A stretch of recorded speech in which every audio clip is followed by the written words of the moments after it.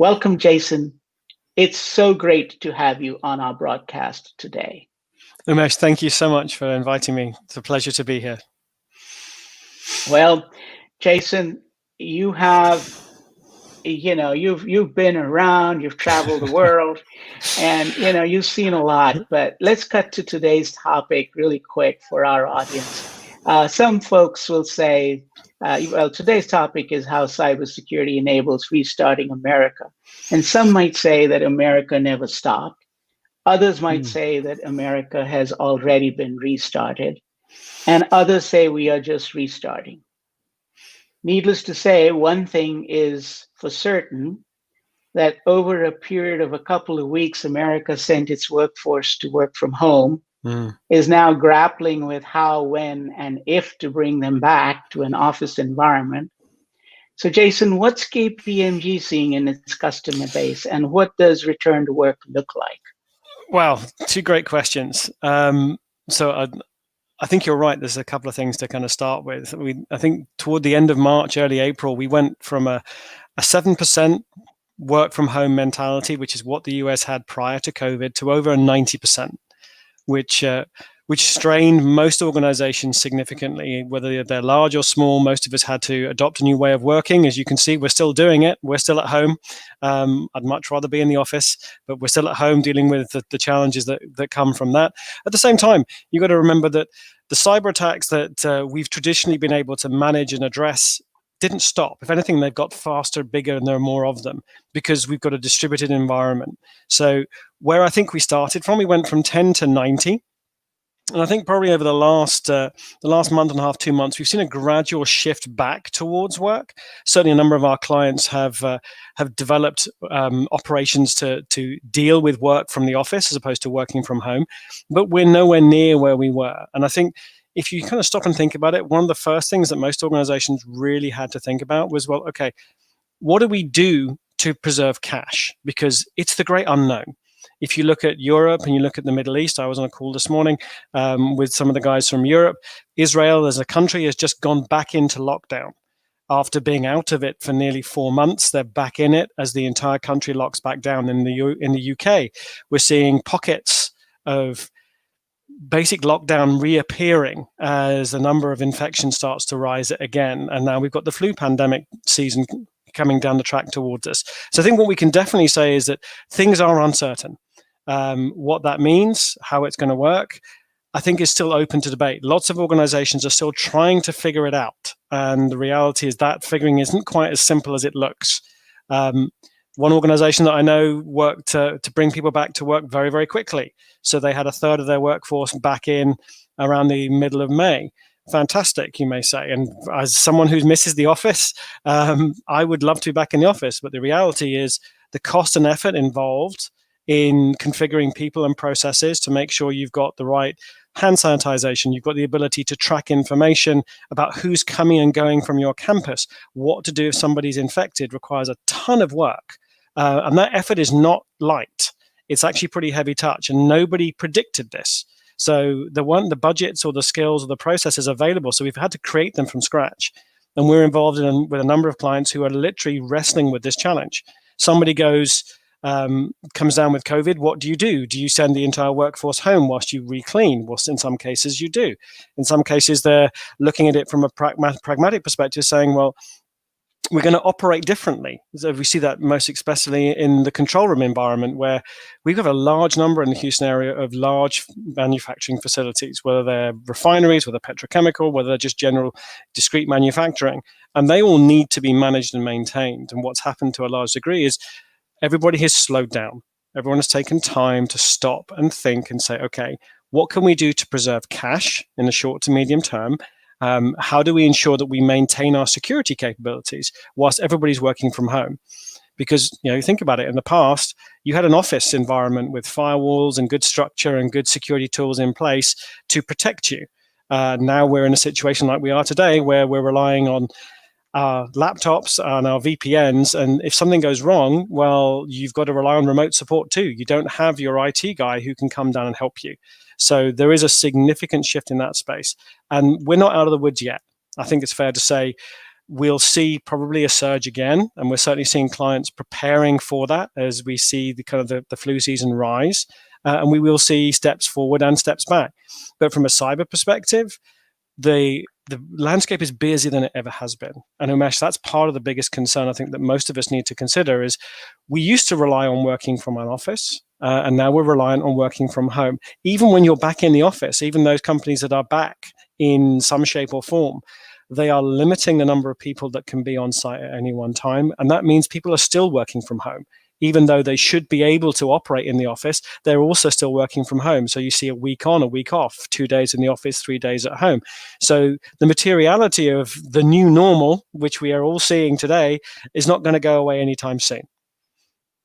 So, that really leads to the whole remote work and work from home.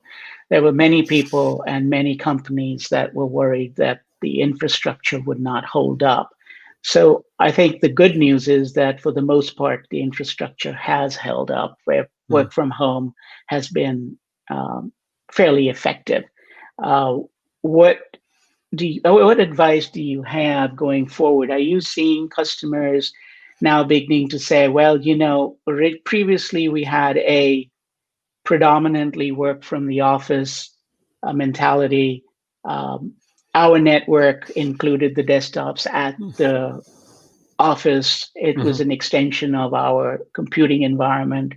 But now that we are spending more of our time from logging in from outside the environment over VPNs and Wi-Fi from a shared network, probably in a home environment, and KPMG is large into the audit and compliance space. What do you see? Do you see anything happening where organizations are going to expand their compliance requirements, put more effort into the remote worker space, and start defining policies and procedures in that space? What does that look like going forward? It's a great question. I think so. First and foremost, the new reality that we're in is we are seeing a lot of people working from home, and that will continue. A lot of organizations, we've seen the Googles of this world, we've seen the Amazons of this world. They're all announcing the same thing, which is basically we don't see a need for you to return to the office. You're right. The infrastructure to a significant degree has held up. We've adapted to a new way of working. KPMG is no different. The delivery of all the projects that we do from a KPMG standpoint, we are running them consistently remotely. We are not on client side doing the same things that we used to do, which makes life very different. And it's interesting from a from a practical delivery perspective. But what we're also seeing, and Umesh, this is where it gets kind of interesting, is compliance concerns have come up. We're seeing much more of a challenge. Well, twofold, really. The first one is we've suddenly gone from the 10% working from home to the 90% working from home, and we're starting to see questions arising as to, well, how do we ensure that we can protect client data? So I was on the phone to T-Mobile literally just yesterday. Their entire customer care team is remote. The remote is the new normal for them. So how do I know that my personal information is going to be protected? How do I ensure that that data is going to be securely controlled and compartmentalized? How do I know that their devices are secure? These are all great questions. And what it's leading to a degree, is an increase in third-party risk management conversations. And as an organization, KPMG works hugely in this space, trying to assist clients with understanding the amount of kind of compliance-based activity you need to have and how many conversations you need to have about it. It certainly isn't the same as it was a year ago. And what we're seeing is a much faster push towards, well, let's leverage automation capabilities. Because fun enough, your comment at the beginning was we've managed to move from an office environment to a remote environment. It was painful. A lot of organizations had to run super fast to shift from an on-premise model to a cloud or a virtual model. Organizations don't always work smoothly when you're faced with unprecedented change. You have to react rapidly. And what we've seen in a number of cases is that some organizations are better than others. But now, kind of 5 or 6 months in, we are largely in a position where most organizations recognize that the previous work culture is going to change. Organizations are recognizing that work from home is something that we can now achieve, but it's about having the right compliance and monitoring tools. So the assumption that, okay, you know what, guys, we're going to have a basic laptop with a VPN connection, Those are very simple, structured things that we were used to when it was an occasional thing that you would do, like I used to do. I'll dial in at weekends, pick up whatever work needs to be done, or I'll check my phone for email. Those things I can still do. But when you're now moving towards a heavily remote reliant workforce, compliance and standards are now coming down. Organizations are saying, well, we need to make sure, one, that we have the right kind of structure, because what do you do when your laptop breaks? Well, I need a process for that. How do I ensure that I can get a response rapidly so I'm productive? How do I ensure that my laptop is going to be secure in an environment which is inherently insecure? Most of our home networks, unless you're sad geeks like me, and I apologize unreservedly for it, you won't have a firewall necessarily sitting at home that you can configure to do the things you need it to do. So organizations are now starting to put policies in place and standards to say, okay, well, we're going to make sure that at a minimum, we're going to have multi-factor authentication for all accesses. So your username and password is not the only mechanism by which we identify you. These are things that most organizations, big or small, have put in place. My previous firm was a smaller company. We had 250 people worldwide, but we needed to put multi-factor in to protect the organization and protect the data that's flowing across that very distributed network. So we're seeing a lot of that kind of stuff starting to come to the fore. Standards are much more important, and compliance is definitely a challenge, because how do you deal with compliance remotely? How do I ensure that I can actually validate, hey, Umesh, I've got your data. I'm processing your data in accordance with our company rules, but my son happened to be looking over my shoulder when I typed in your social security number, or he scribbled it down. How do I know? And the reality is that we're putting compliance capabilities in place to make sure that we can at least validate, because most people are trying to do the right thing the right way in a very difficult circumstance. Does that answer your question? Oh yeah, I mean, and it's a vast topic, right? And so now we have expanded the boundaries, and I think So the point. So let's talk about something. You brought up several things in there, especially third-party risk. Large enterprises had pretty much done their business continuity plans, and even there, we'll maybe want to touch on business continuity plans in a minute. Absolutely do. Yes. But when you are working with third parties, and managing third-party risk for the enterprise is a big issue. And you've got business email compromise, you've got ransomware, you've got phishing, you've got relatively poor hygiene in small and mid-sized companies as far as cyber hygiene is concerned, because they are in the business of either developing more software or providing more legal services or providing accounting services, or in the business of providing their services. They don't spend a lot of time on cybersecurity. So a lot of them can't. A lot of them don't have the people. And they don't have the IT resources and the cybersecurity resources, and they haven't really divided the IT side from the cyber side. So, and the people are busy doing and keeping systems up and running, not really looking at it from a lens of productivity, not necessarily looking at it from a lens of security. So how do you see enterprises, what do you see as a change in the way enterprises are going to be asking or requiring of their third parties, especially the small and mid-sized businesses? So what should those SMBs be thinking about, and how should they be getting prepared?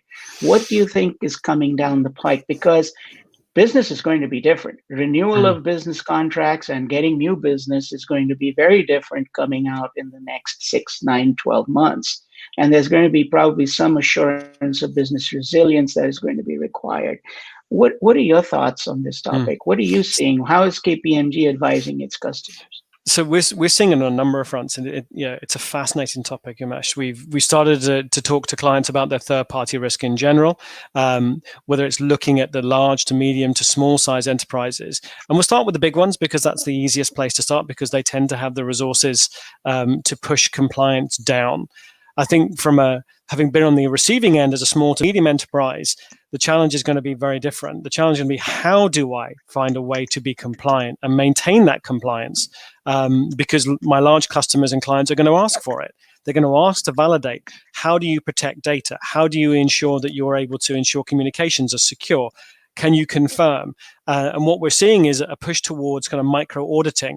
But what we as KPMG have been doing to a large degree is that there are a number of capabilities that already exist in this space that you can sign up to get insight that cover some of the basic material things that you do, and then pushing to automate some of the kind of day-to-day routine activities. Running an audit is painful. So organizations are probably going to shift away from that to a degree. So when you're auditing your third parties, what you're going to try and do is, rather than say, I want everything, I want a sample. I want a sample of how you can prove you're compliant. So do you have policies and procedures in place? Can you evidence those policies and procedures? It's amazing to think, and you're absolutely right, Umesh. In my last life, we had very few people that could do IT and security, and we were a small, medium enterprise. I was reliant on small, medium enterprises who had even fewer people. So how do I do this? Well, the way that we were doing it was to say, okay, we want to see, do you evidence the basics? Do you have standards? And standards are freely available. Do you have a framework for cybersecurity that you can use? And you don't have to have a big framework. I'm not talking about massive investment. In Europe, they use the 10-step security program. So the 10 things that you should be doing to protect your business. Can you demonstrate that you have policies? That's the easiest, lowest hanging fruit. And most of that can be done automatically these days, where you can literally upload the documents that you have and demonstrate them to your customers, and then you move on. They'll ask for, do you have a user access policy? Do you have a data control policy?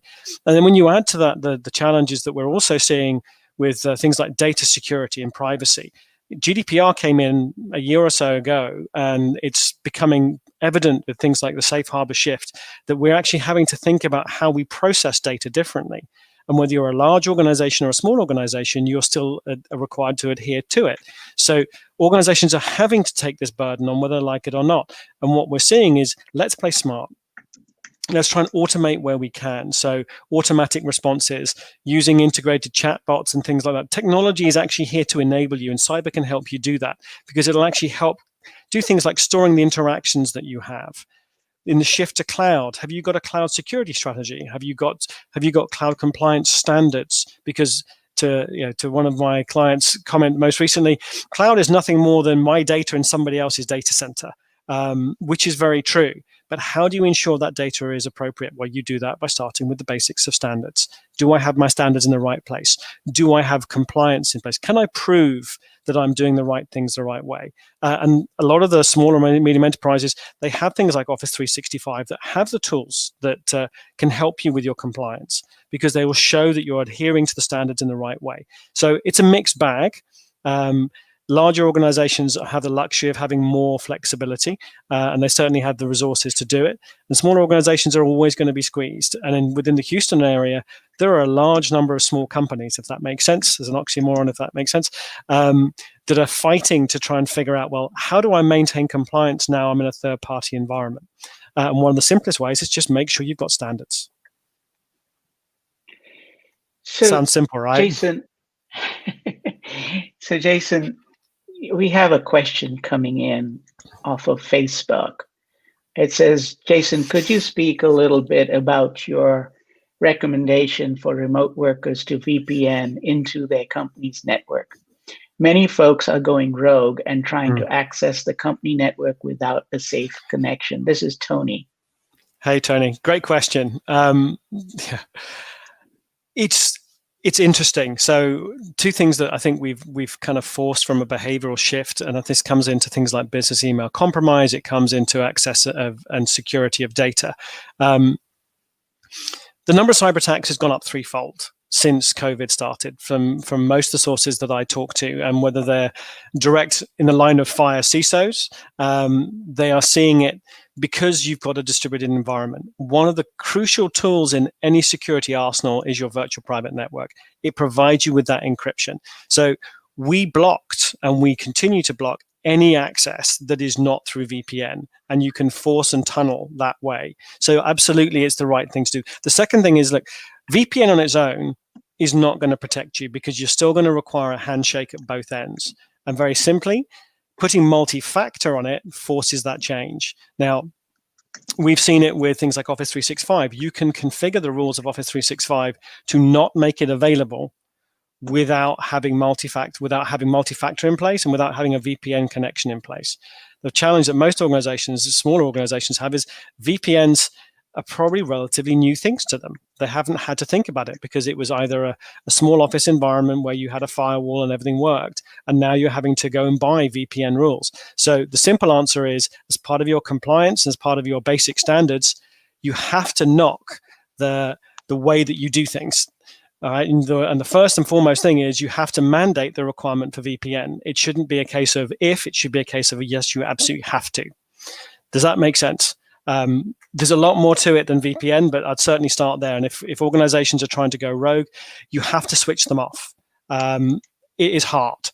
And I understand wholeheartedly how frustrating it can be, especially as a security person, when people just say, well, it's great. I've just used my daughter's tablet. I had a compromise a couple of years ago with that very issue because the client concerned, they didn't have their laptop to hand. They didn't want to go through the fuss and hustle of having to go through and VPN in. So they used their daughter's tablet to download something.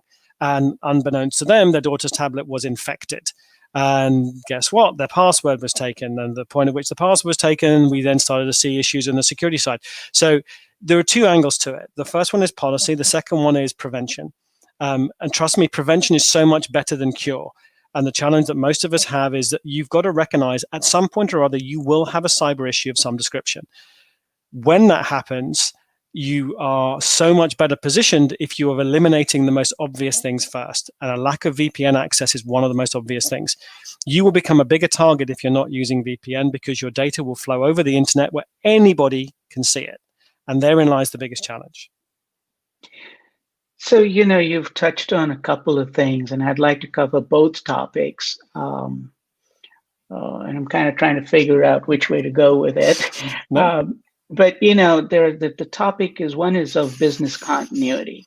And, it's okay to have a business continuity plan, but there is this whole idea that says, well, it's not an idea, but the reality is that if you have this plan and you don't practice it, when you have a problem, it's going to be difficult to execute it, right?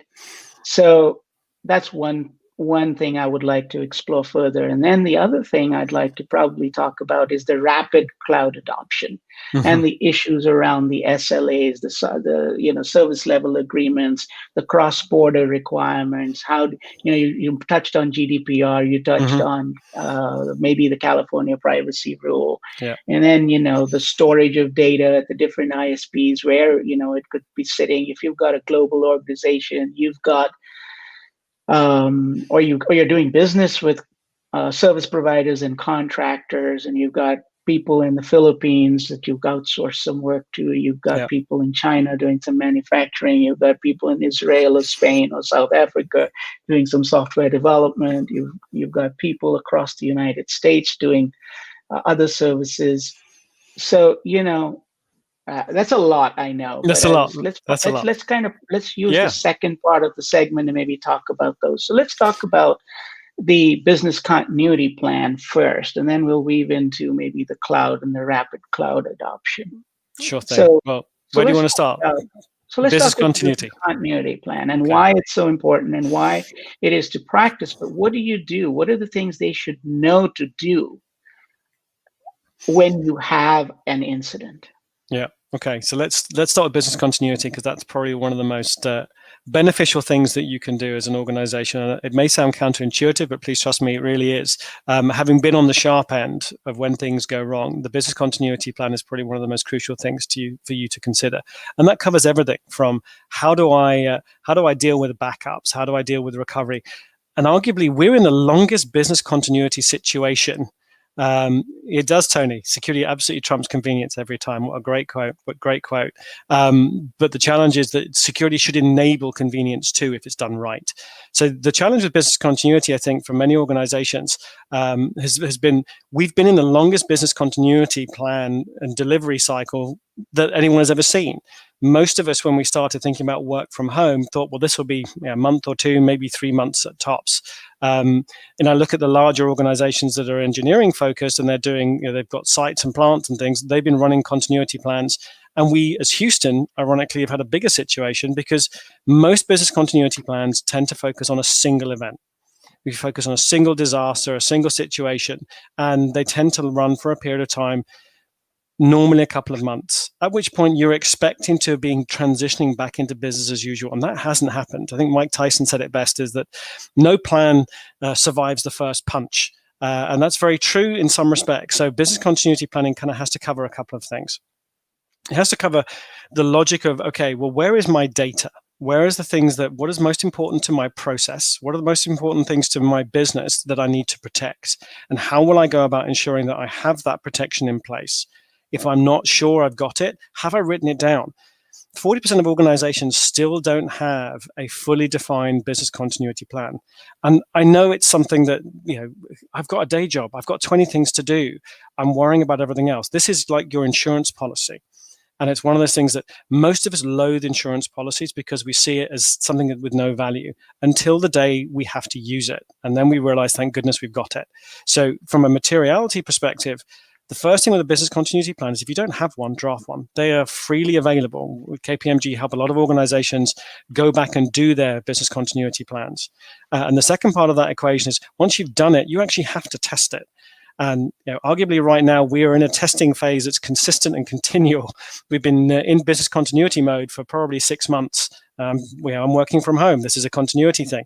I would love to be in the office, but I know that my laptop works. I know that I have access to replacements. I know that my data is backed up in a secure server environment. I know that my client information is held. I know that my third-party conversations are well mapped and controlled. So I can go through the major scenarios, and each company is different. But you need to start with what would go wrong if. And if you think about a cyber situation, if somebody was able to, and if you haven't got a VPN or you haven't put multi-factor in, and Umesh, we talked a little bit about this, I think, before, was when you think about it, in the past, business continuity was much easier to manage, even informally. So if I got an email from Umesh saying, hey, listen, Jason, it's really important. Can you get this $30,000 payment out to my friend Fred ASAP? I would probably get off my seat and walk down to Umesh's office and knock on the door and say, did you really want to send $30,000 to this guy? I don't understand. And I'd understand very quickly that I have an issue. Now, here's the problem. We're all distributed. So I have to rely on my mobile phone, or I have to rely on my laptop or an email conversation, which can already have been compromised. So when you're looking at continuity planning, we're now planning for distributed workforce, which means we're changing the way that we do things. And that means that your plan has to adapt to the circumstances that we're in. And that's exactly what most organizations are trying to do now. They're trying to, unfortunately, rub their stomachs and pat their heads at the same time because we're in a continuity situation. And what that means is every now and then you have to go back and test it. And interestingly enough, it comes back to the conversation that we're having about third party. One of the questions that you're starting to see more and more often is, how have you dealt with, or what is your business continuity plan in the event that you had to work differently? How are you organized? How will you manage and secure your data? If you had a distributed denial of service, or you had a ransomware attack that took your servers over and you had to restore, do you have backups? So there's some very simple, basic things that most organizations absolutely should be doing, and they start from there. So look at the 3-5 things that you need that are crucially important to your business, and then plan accordingly. And most of us, it's common sense, ironically, and it's something that a cybersecurity guy probably doesn't normally say because we all talk about technology, but actually this is one of those occasions where you actually start with what's most important to my business, what steps do I need to take to protect it, and for how long? And if it goes beyond a certain period, what am I going to do differently? So we talked about having Regis offices. We talked about having remote sites, accessibility. We talk about cloud services. And I know, Umesh, we're going to talk about cloud in a minute, because that's the business continuity plan that a lot of organizations have gone down the road of. Let's chuck everything in the cloud, because at least that way, phew, it's not my problem. I'm not worrying about my overheated servers at my site where I've got no one to maintain them. So we're seeing significant changes in the way people operate. That means that your business continuity plan, like every other good insurance, needs to be taken down once a year, checked, verified, and validated through a test. So check it.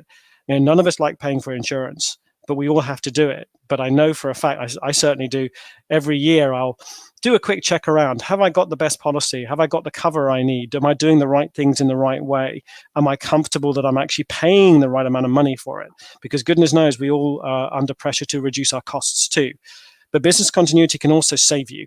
Because if you think about it logically, and I've seen this in a couple of cases recently, The number of cyber attacks is on the increase, as I've said, but the number of successful cyber attacks is also on the increase. So we're seeing a massive rise in business email manipulation and attacks, right? So business email compromises are significantly up, which means organizations, criminals and the like are taking a great opportunity saying, well, you're all remote. You're not going to have your policies and procedures. I can get in the middle of you and I can make your life difficult. So doing some of the basics is crucially important. Think about how you communicate. Think about what communication standards are appropriate to your organization. Putting simple thresholds in place. We had one. Any value payment over $1,000 has to be signed off and certified by the chief controller. Now, that's a simple thing to do. It made the controller's life difficult, so we changed it. But it's having the flexibility to say, before I issue any payments, I'm going to do this. I'm going to verify. I'm going to call my contact at my supplier and ask the question, hey, you've just changed your bank details. Why did you do that? And why are they not on your normal headed paper? Looking for that. At the same time, again, prevention.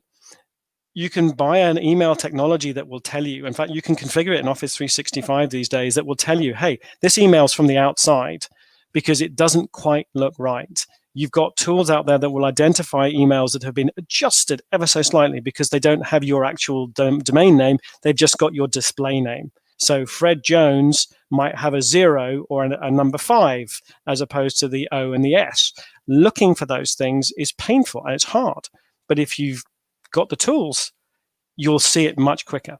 And that's what business continuity is all about, making sure you reduce the likelihood of something derailing your business to such a degree that you can't stand it up again. And that's what we all need to avoid.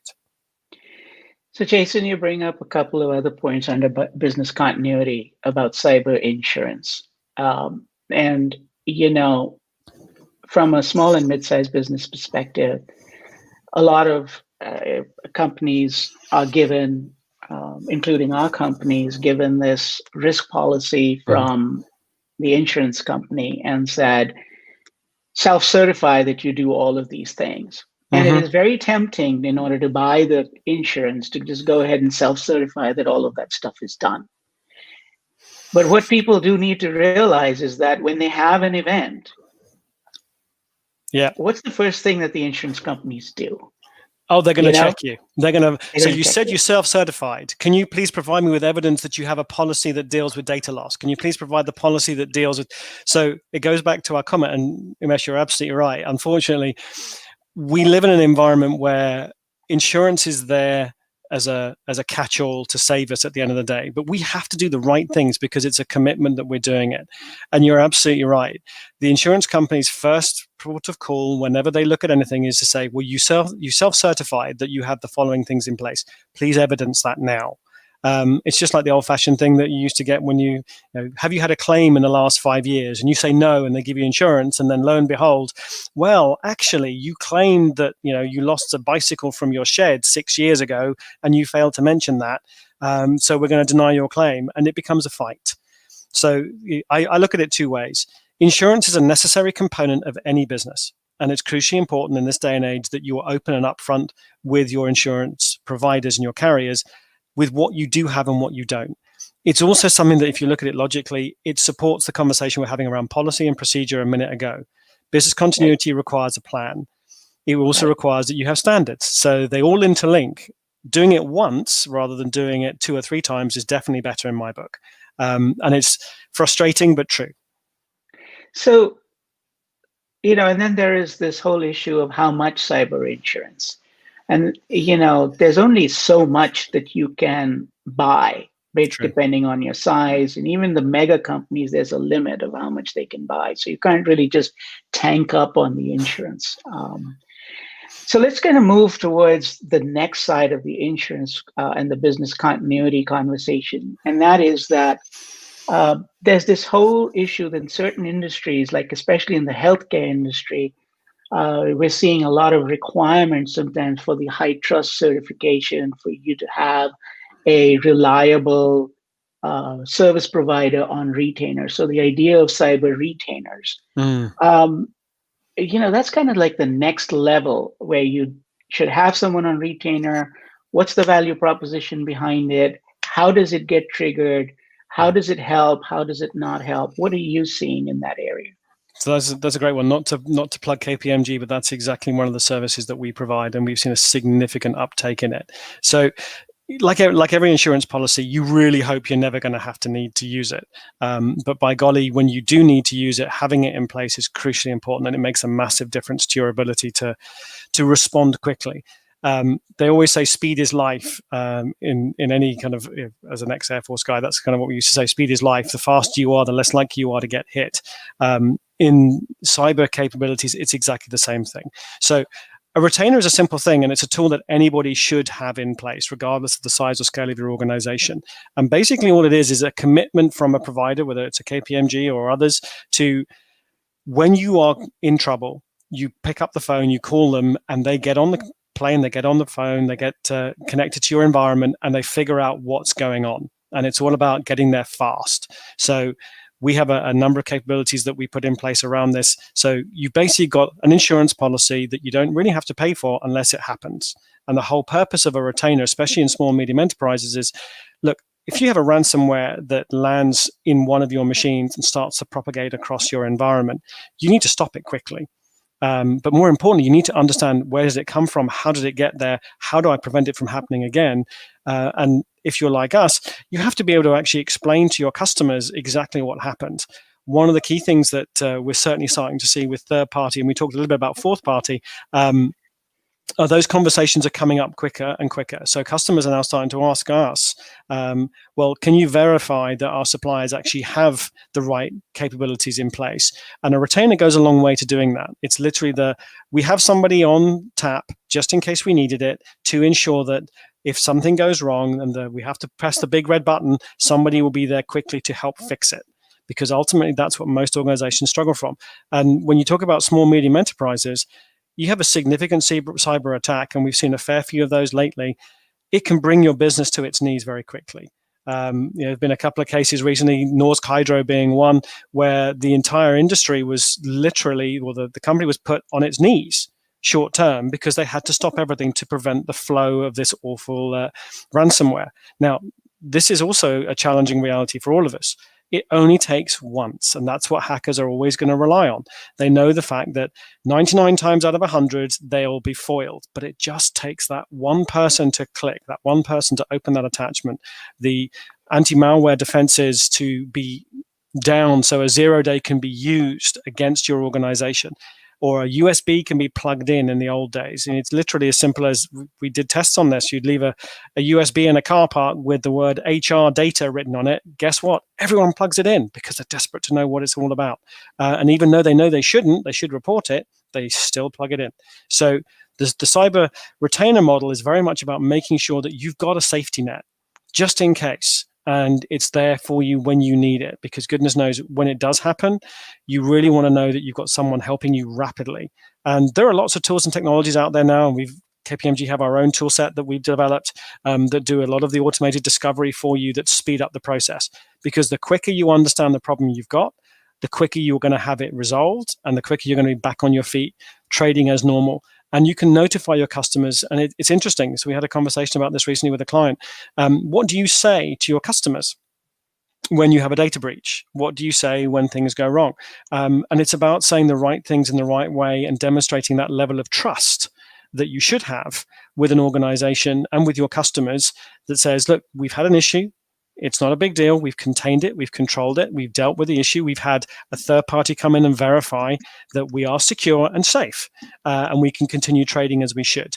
And it's really important, especially now, because as we start to move towards restarting America, or enabling America to continue restarting, or however you want to phrase it, because there are different perspectives in different parts of the country, because we are very, very different. Texas is very different to what's going on in Georgia, which is very different to what's going on in Florida right now. There's a lot of variety across the USA. And I think that the challenge is going to be very simple. You need to have all the protections in place that you can. And if you haven't got them yet, that's the best thing you can do. Put the time into doing them. So I think, we've covered a lot of ground. So let's talk about the cloud implementation and, this rapid adoption of cloud. It typically always takes an event to get people past the inertia. Yeah. And we're seeing people just bring on like Office 365, your Amazon Web Services, your Azure Cloud, your Active Directory in your Azure, your hybrid situations, Teams. We had a massive Teams outage day and a half ago, but that was kind of resolved. But it kind of exposes some heavy duty issues, but more from the lens of this rapid adoption. What should people really be keying in on? You kind of touched upon it, said you don't really know where your data is. True. Maybe could you expound upon like cross-border requirements? What happens when you have an investigation? What happens when you are expected to provide data? What happens when you have to appeal to a foreign government to get your data? How do you kind of navigate that? What are the big top 3, 4, 5 things that people should be thinking about? So let's start with, that's a great, crikey, we could be here for a couple of hours just on cloud, if I'm brutally honest. But let's start with the obvious. But let's do it in 5 minutes. Let's do 5 minutes of fast conversation, and I'll throw out some sound bites. But by all means, anybody who has any questions, please feel free to ask, because it's a heck of a topic, and there is a lot there to unpack. And trying to do it in 5 minutes and do it justice is going to be a challenge. But let's start from where we were. So, prior to COVID, prior to the last 3 or 4 years, we've all had this traditional thing of everything that we had was on premise. It was easy to hold because you knew where it was. It sat in a rack in a data center somewhere inside your environment, and you had control. And obviously, with COVID coming along and the distributed workforce, it's really accelerated the need for organizations to actively work in different ways. And that's meant, okay, guys, we can't rely on what we used to have before. Our VPNs are a bottleneck, so we're going to have to play differently. How do we do that? Well, we do that by saying, okay, we are going to focus very clearly on pushing everything up into the cloud. There are some massive benefits from having cloud. For the first time in one of an infrastructure director's lives, we talked about this recently. He said, for the first time in my life, I'm not actually worrying at night about whether or not the servers are staying up, because that's not my problem anymore. The network guy has to worry about the network and infrastructure stuff. I'm just worrying about what's happening in the DCs that we worry about. So my responsibilities have shifted. So let's start with the kind of, well, what are people doing? So Office 365 is obvious. In fact, Microsoft's business model has shifted everybody pretty much away from on-premise email and on-premise collaboration type tools. And that's not something that's going to change. It's going to be harder for you to leave things on-premise. It's going to be harder for you to keep things on-premise because they don't want you to do that. They want you to be hosted in an environment, ideally the Microsoft Azure cloud, where they can gain value from both the software that they sell you, but also the services that sit around it. So there's been a rapid push in that direction. Equally, at the same time, you've got to think about all the security guardrails, is what we call them, about what's changing. Because traditionally, as you rightly point out, Umesh, I could put my hand on my data because it sat on a server humming in a corner of the room, and I was able to reach to it and say, okay, what have I got on here? I can audit it easily. In the world of Azure, where you've got multi-tenant, which means anybody and everybody's data is all pushed together, how do you ensure that you know where your data is?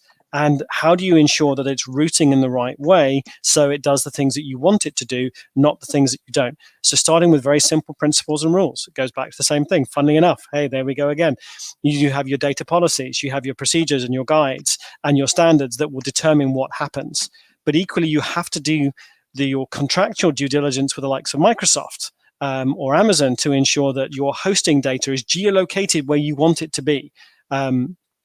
Funny story recently is an organization that we're doing some work with who had a conversation with Microsoft, not realizing that the data that they were storing had been trafficked across from one data center in the US to a data center in Europe, and suddenly was GDPR relevant because of the nature of that data, and some of the individuals in it were treated as cross-border. When Microsoft were asked about it, the conversation was, well, we shifted it because of maintenance requirements, and that's the point.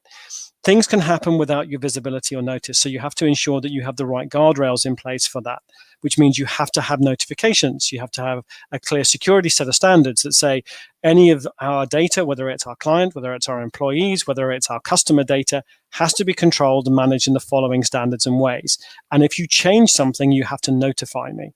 Equally, some of the most complicated cyber attacks and the APTs that we're seeing tend to happen now in the cloud because of the nature of the fact, well, that's where the data is. And it's actually easier because from a practical perspective, we're moving towards software-enabled firewalls as opposed to physical firewalls. We're moving towards software security capabilities in the same stack as your data. So the opportunity is there to challenge them. So you have to make sure you've got the right tools in place. You have to ensure that you've got your cloud access security broker so you're able to connect the right people in the right way. Your identity controls need to be in place. So actually all the things you used to do in-house need to be replicated in the cloud, only better. Now, that's just the stuff you're doing today. Here's where it gets fun. Most of us, and I say most, not all, but most of us have realized that by going into cloud, some of the things that, especially if you're a developer or you run applications, they're changing. The way that we do software development is changing, and it's very different in the cloud to how it was on-premise. And some of the older applications that we used to run on-premise don't really work quite as well in cloud. So you need to be able to identify those up front. Everyone is rushing to cloud with good reason, and there is logic behind it, but do it from a reasoned perspective, which means you understand what systems you're putting up there, you understand what data you're putting up there, you understand when you're intending to do it, and you've got the right controls around it, the right guardrails, for want of a better term. Security guardrails are crucially important to make sure that you're mapping against the things that you need to protect. So there is a requirement in place that your data is geolocated and geofenced. There's a requirement in place that your network access control systems are defined differently and are assured to be secure, robust, and separate from anybody else's within a multi-tenant environment. Your encryption standard. If you haven't got an encryption standard, think about it. For the first time, your data is going to flow over a ton of different places. And you know what they say about the internet? Nothing is ever deleted in the internet. So your data needs to be encrypted. So as it travels from one part of the world to another, you're able to ensure that it's protected appropriately. So that was 4.5 minutes of super quick. Here's 10 things you've got to do differently. Does that help? I think what it does is, Jason, it sets us up perfectly to have a session in much more detail on cloud adoption and cloud policies. Would love to. And auditing the cloud and what does investigations look like. But I think let's just talk a little bit. We have a few minutes, and let's talk about investigations and audit and investigations, and how does that what's that discovery process look like? A lot of our members and our audience hears about these terms, but they're not necessarily clear about what is the workflow, what are the steps, what should you be prepared for, what should you not be prepared for. Kind of all of a sudden you have an investigation and boom, what do you do? Okay, that's I'm going to be really rotten. I'm going to say it depends, and that's rubbish. But there are certain guide rules and components that are consistent. So let's go through the consistent ones first, because every investigation has a little bit of difference to it. So first and foremost, and this is the one I preach, I have been through more investigations than I care to think about in my career. I have had some governmental level ones. I've had some massive data breaches that I've dealt with. I've had cyber attacks on infrastructure that is considered critical. I've had a number of challenges, and there is a common theme with all of them. And I'll start with the most important thing is don't panic. It's frightening. It's unnerving. It's going to be something that you're not going to be used to. So accept that you're going to have less control over what's going to happen, regardless of whether your data and whether the attack is on-premise at your laptop or actually up in the cloud. So first and foremost, you're going to need to go through the basic disciplines of how have I discovered it? Is it actually a cyber attack versus an issue? And an issue can cover many things. So I call them inadvertent internal issues. And by the way, 60% of cyber attacks that we see tend to be internal inadvertent mistakes. So data is left in a unsecured drive with access to the internet. Someone changes a firewall rule and doesn't think to change it back after some routine maintenance is done, allowing an attacker to come in. An audit throws up, or a security tool throws up an unknown device on your network. These things will come. Don't panic, because you're going to have them. And the first thing that I learned when I had my first major breach, and this is in Europe, so it was kind of a long time ago now, but the comment was, you got to expect that you're going to be attacked, and you've got to be expecting that you will be breached. So plan with that in mind. If you haven't got a form of retainer service in place, then get one. There are lots of companies out there that will do it for you, and they will do it on a return fee basis. So they won't actually take any money from you until you need it. So having that is the first great comfort, because you need to immediately understand what's going on. If you don't have an IT team or a security team, then you're going to need to get help. If you do have a security team, fantastic, then you need to leverage them to contain the challenge with whatever it may be. The next thing is a very simple one, which is communicate. It's funny how many organizations, and I learned this a lot, especially in the operational technology space, where you've got lots of big plants where safety is crucially important. The first rule of Cybersecurity Fight Club is you don't talk about Cybersecurity Fight Club. Okay, I'm paraphrasing Brad Pitt in Fight Club, but you get the point, right? It's no one wants to talk about it. No one wants to talk about the fact that they've got a breach. But here's the rub: if you do it right, as organizations have, and you're transparent about what happened and what you've learned from it, your stock price actually improves. It may take a dip to start with, but actually you'll find that your stock and your standing with your customers will improve because you communicated clearly, unequivocally about what happened, how it happened, what you're going to do about it. We've all seen the Equifax breach and the challenges that presented, and the commentary that was made. Well, this guy here didn't patch. Is never going to fly. It's never going to fly. So recognizing that you need a communication plan for your internal stakeholders, your legal counsel, because again, if you haven't got legal counsel on board up front, you will need their advice more than ever. They need to think about the implications on data. What has been lost? Do you know? Who do you need to tell? If you are part of a critical infrastructure, you're obliged to inform the government. The worst thing that can happen to you, as happened to me, a government authority turns up on your doorstep with a warrant and says, we're taking your servers because you're part of an ongoing investigation due to a data breach or a data fraud. And then you're like, okay, what am I going to do with that? How do I deal with those kind of consequences? So think about the 2 or 3 most likely scenarios and plan for them. Like your business continuity plan, think about your cyber response plan. What are you going to do differently? How do you make sure you communicate consistently across the organization? I had to do it. By the way, business email compromise is not something that is pretty, but it's part of everyday life. Make sure you have a lessons learned session. Make sure that you're following up with all of the stakeholders and communicate, both internally and then when appropriate, externally. And the appropriate part of that is making sure that you are able to define not fiction, but facts. This is what happened. This is when it happened. This is what the forensics have told us has happened. If your data has been compromised, tell the people that it's been compromised. Don't wait 6 to 9 months to do it, or don't wait to be exposed, because exposure happens. There are plenty of researchers out there who will happily trawl through the dark web looking for insight and information, and hackers chatter. Just like everybody else does. Hey, listen, we just knocked over X. Yeah, look what data we got. How cool is that? They do it. They then try and sell that information. And when that comes up, there are lots of tools out there that start sharing that information. So it's much better to be in front of the curve than behind it trying to explain what happened and why you didn't explain that you had an issue in the first place. So there are a ton of things. Hopefully that's a first run. Jason, what powerful advice and what powerful content. And for our viewers, if you agree that you've been getting great value and great content, give us a like, give us claps, give us some emojis. This has just been great. So it's evident that KPMG brings significant expertise in the cyber domain.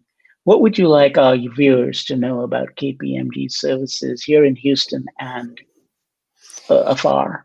Well, I think that's a great question, Umesh. We're a global firm, and we cover some of the most interesting, challenging geographies in the world.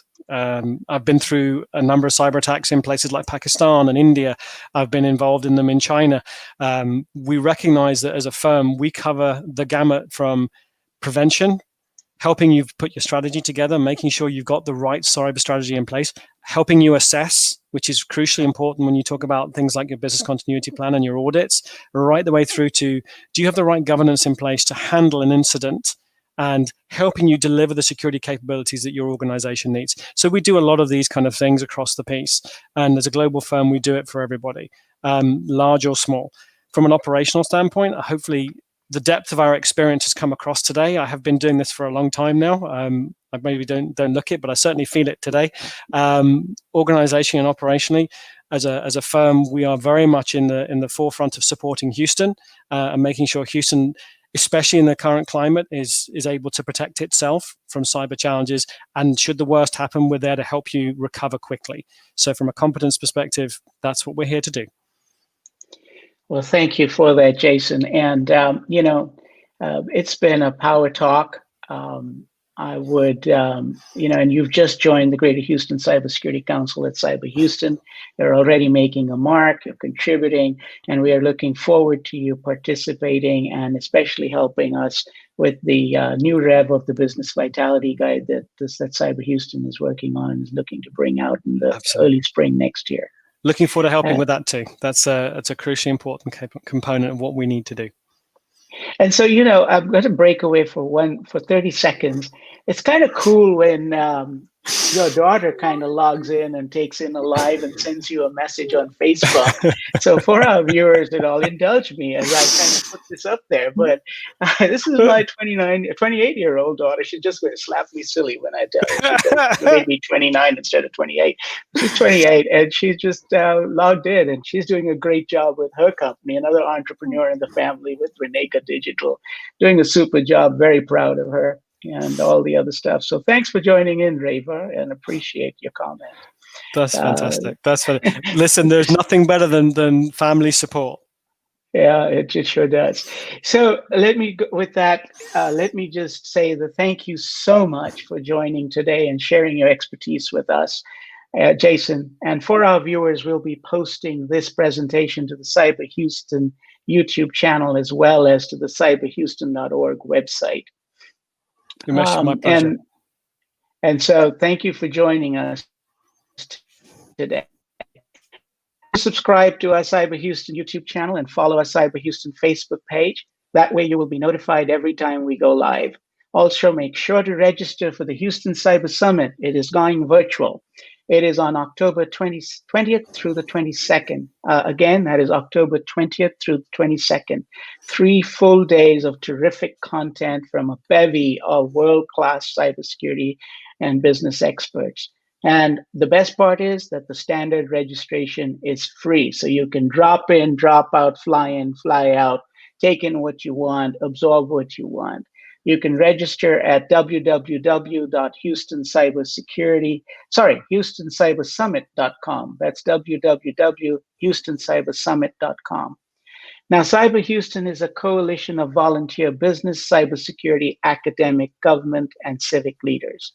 Our goal is to continuously educate and inform business leaders on how to manage and govern cybersecurity risk.